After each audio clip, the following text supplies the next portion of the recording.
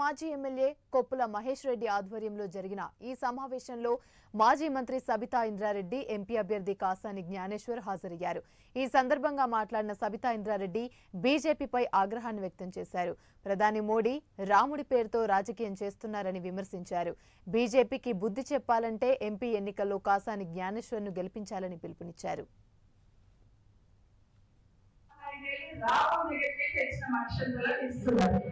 రాముడు కొత్తగా ఇప్పుడే వచ్చిందమ్మా, మనం రామాల కళ్యాణం చేసుకుంటారేమా, ఆంజనేయ స్వామి జయంతి చేసుకుంటారేమా, దేవుడికి ముక్తగల గౌరవం ఉన్నామా? కానీ దేవుడిని అడ్డం పెట్టుకొని పువ్వుతో ఒక అడుగుతున్నాం. రామాయణం కట్టినా మా ఓటు వేయండి, మోడీని చూడండి మా ఓటు వేయండి అంటున్నాం. కానీ మీరేం చేసిండ్రు, బీజేపీ ఏం చేసిన మాట ఎందుకు చెప్తలేదు? కేసీఆర్ ఏమో రైతు బంధు 10,000 ఇస్తున్నారు కదా, రేవంత్ రెడ్డి వస్తే 15,000 ఇస్తారు, 15,000 ఎక్స్పోర్ట్ చేద్దాం అనుకున్నారు.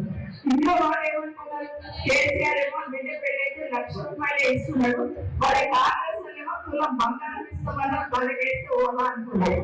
ఇంకొక మాట ఏమనుకున్నారు, 2,000 పెన్షన్ వస్తుంది ఈరోజు, అదే కాంగ్రెస్ వస్తే 4,000 ఇస్తారంటే